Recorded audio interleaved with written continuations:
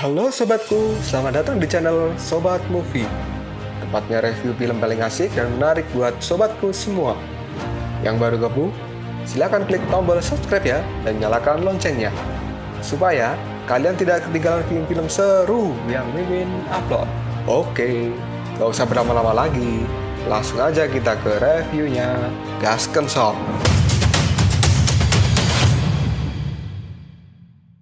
Hey, oke, sobatku terkeren, terkecil, terbaik, tersemuanya. Kita masih bersama Sobat Movie, channel alur cerita terasik sepanjang masa.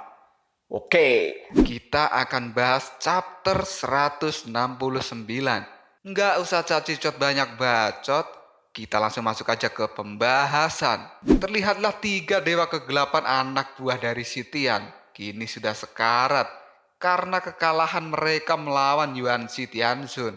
Mereka mengatakan bahwa kematian mereka ini sangatlah konyol karena sangat berani melawan dewa kuno yang nyatanya kemampuan mereka itu jauh dari Yuan Shi Tianxun. Di saat sekarat ini, mereka masih saja bergebah ria. Mereka pun mengatakan bahwa kedatangan Lingbao Tianxun dan juga Taisang Lojun tidak bisa mengubah keadaan dan malah berakhir konyol karena kematian Lingbao oleh kebodohan si Taisang Lojun pala kodok. Mereka juga mengatakan bahwa si Raja Kebajikan alias Taisang Lojun ini adalah orang tua yang selalu menyendiri. Dan dia itu hanyalah orang yang suka bicara.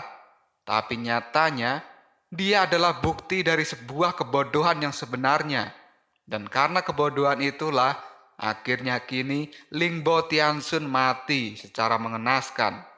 Dan bahkan Yuan Shi pun mengabaikan dirinya. Yuan Shi tidak ingin mengotori tangannya dengan membunuh orang yang begitu bodoh.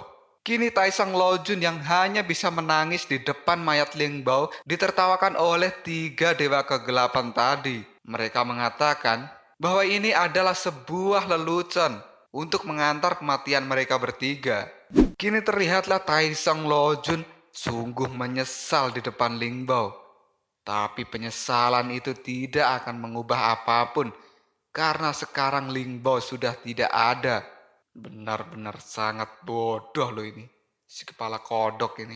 Masih emosi mimin sama orang goblok satu ini ya.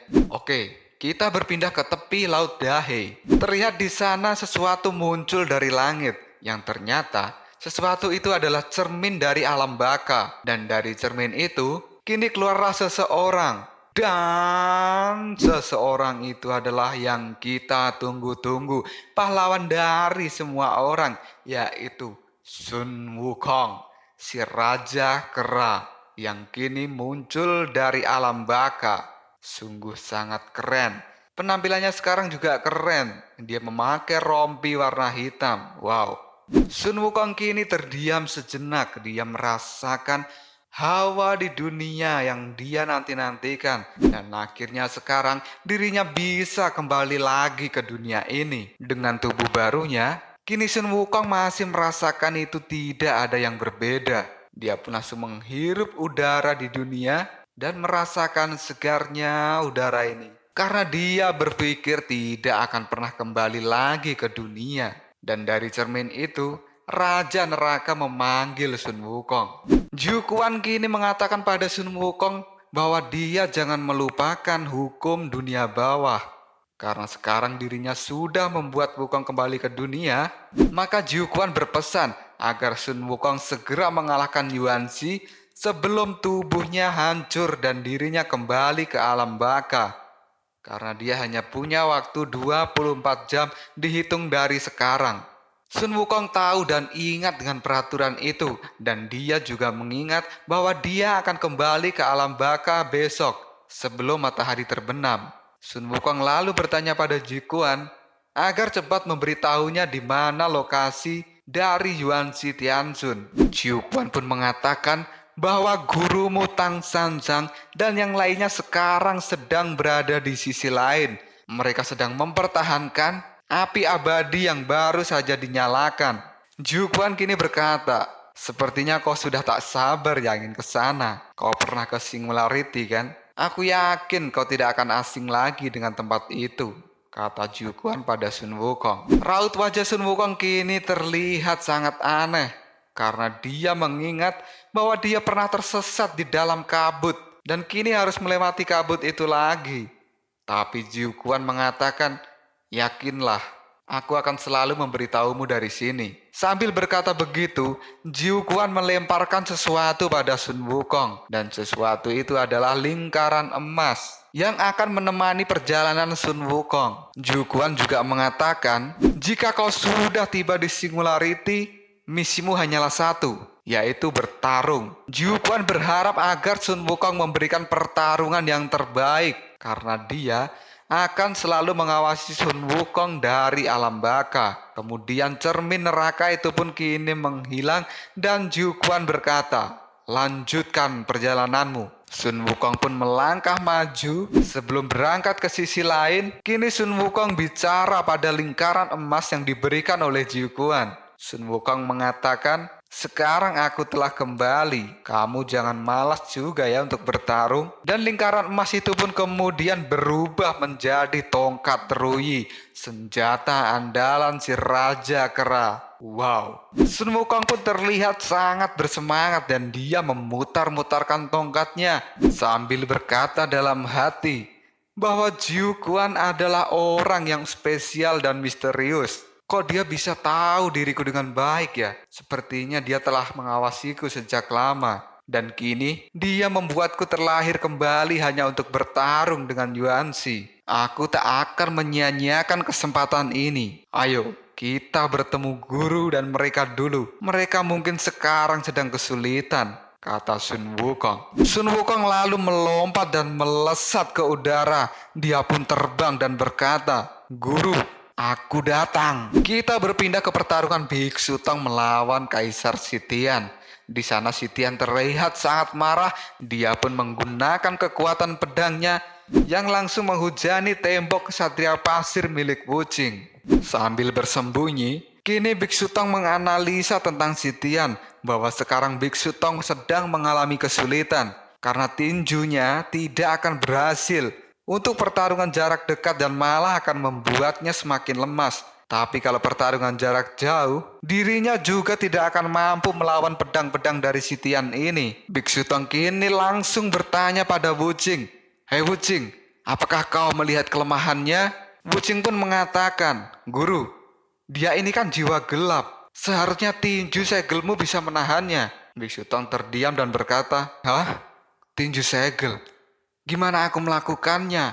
Gerakanku kan sangat lambat, kecuali dia melakukan kesalahan.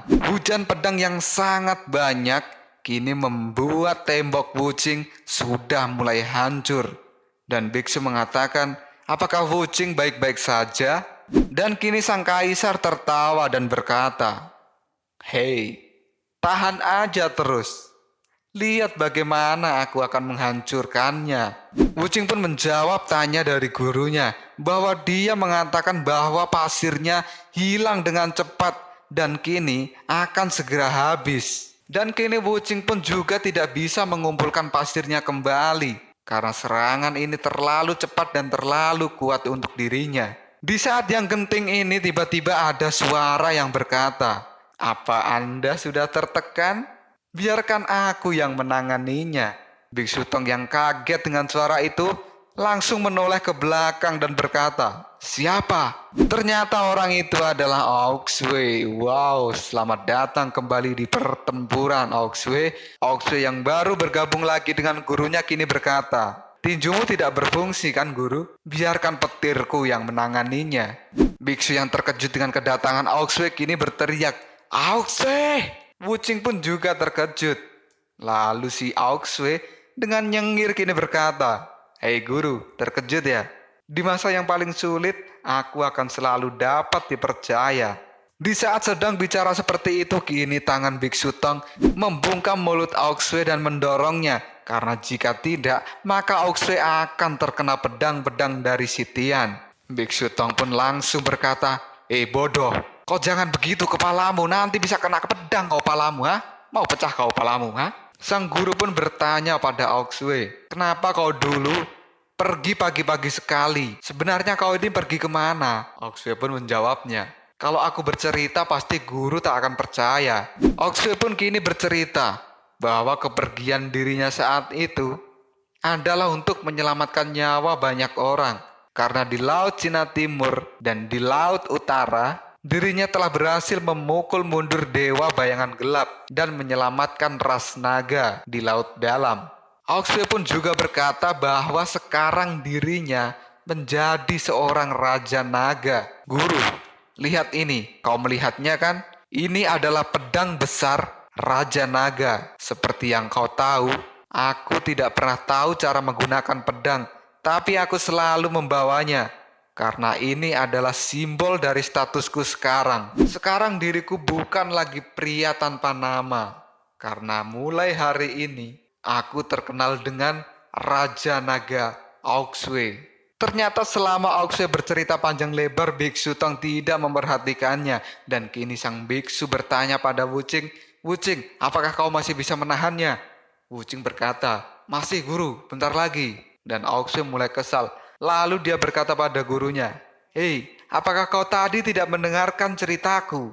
Sang biksu lalu berkata pada Oxway, "Oxway, kamu telah pergi meninggalkan kami, dan sekarang posisimu sudah enak tapi kamu kembali. Dan kamu memilih untuk menempuh bahaya ini bersama kami. Ini pasti bukan pilihan yang mudah kan? Sekarang kamu telah membuktikan kepadaku arti dari keberanian dan komitmen. Kamu sungguh keren," kata Biksu Tong pada Oxway. Oxway yang dipuji begitu kini malah bengong. Karena selama ini gurunya ini tidak pernah memujinya dan hanya meremehkan dirinya saja. Sang biksu yang melihat Oxway bengong, dia langsung bertanya, "Kamu kenapa? Apa ada yang salah dengan ucapanku?" Oxway pun kini teringat sesuatu dan dia langsung berteriak, "Tidak ada yang salah guru.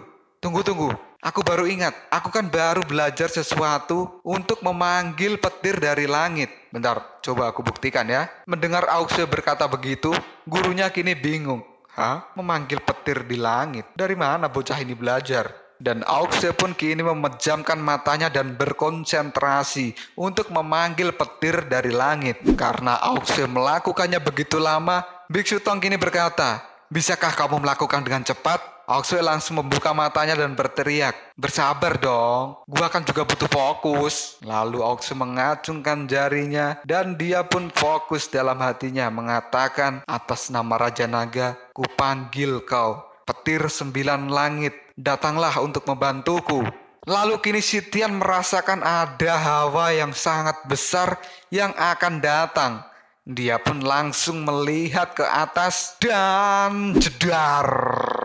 Petir merah yang sangat besar menyambar Kaisar Sitian dari langit dan Oxway berteriak, "Rasakan ini!" Petir merah itu pun kini menyambar dengan sangat dahsyat. Bahkan para siluman merasakan kedahsyatan dari petir milik Oxway ini. Begitu juga dengan Biksu Tong. Di saat petir itu sudah muncul, kini Oxway berkata, hei, ternyata berhasil. Biasanya dalam pertarungan, aku tidak pernah berhasil. Dan sekarang berhasil seperti ini. Sepertinya aku dalam kondisi yang baik hari ini. Melihat kedahsyatan petir dari Oxway, Biksu Tong langsung berkata, "Aduh, debunya sangat banyak. Ini adalah debu ribuan tahun yang telah engkau terbangkan dengan petirmu. Gara-gara debu ini aku tidak bisa melihat apapun. Ini sangat berbahaya untuk kita." Dan Oxway pun langsung berkata pada gurunya, "Tenang saja, dia sudah mati guru." Dan sang guru berkata pada Oxway, "Belum tentu dia mati. Bagaimanapun dia itu adalah raja para dewa. Dia tidak akan mati dengan mudah."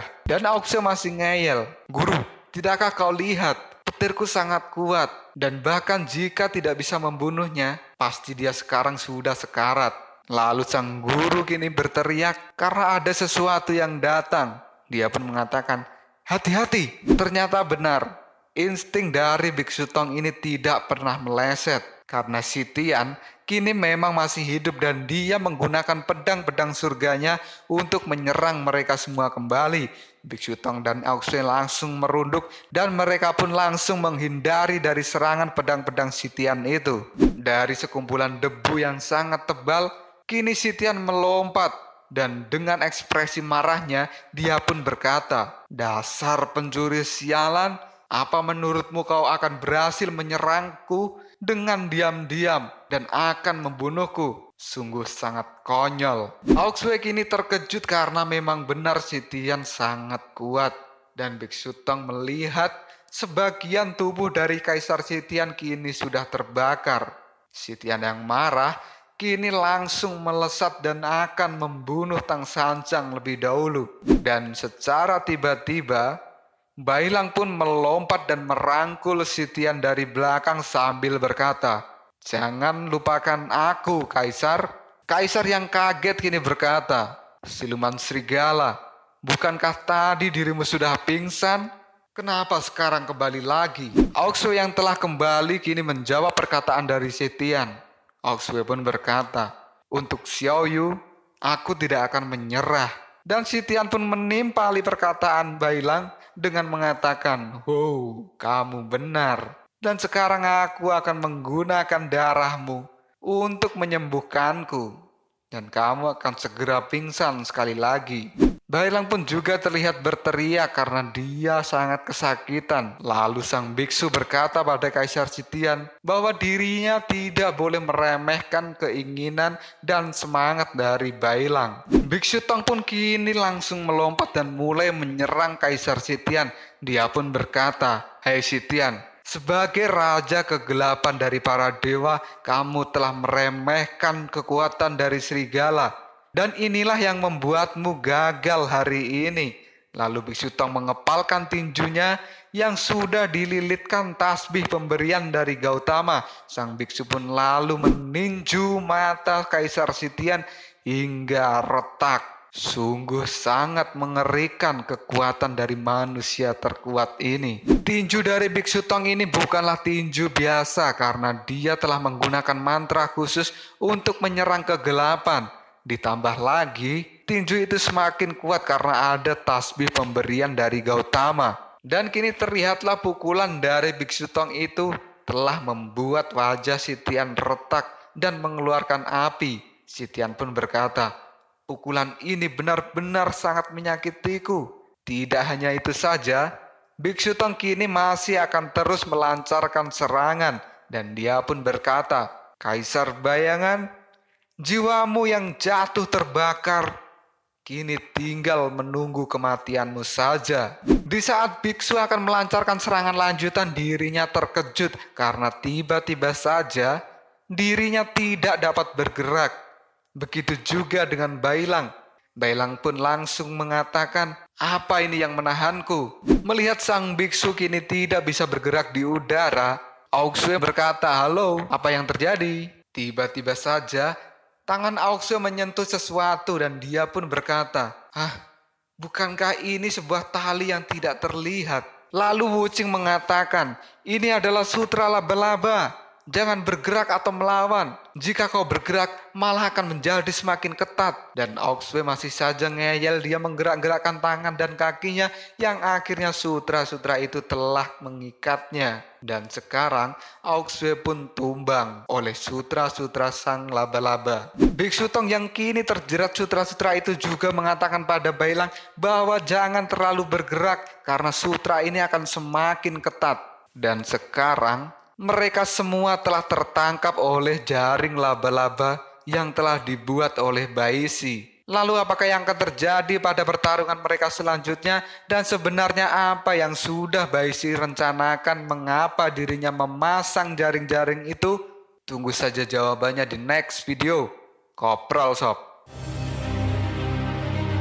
Tetap stay di channel Sobat Movie dan jangan lupa klik subscribe, like, dan share ke teman-temanmu agar channel ini dapat berkembang dan menghibur kalian semua. See you next tomorrow. Bye-bye.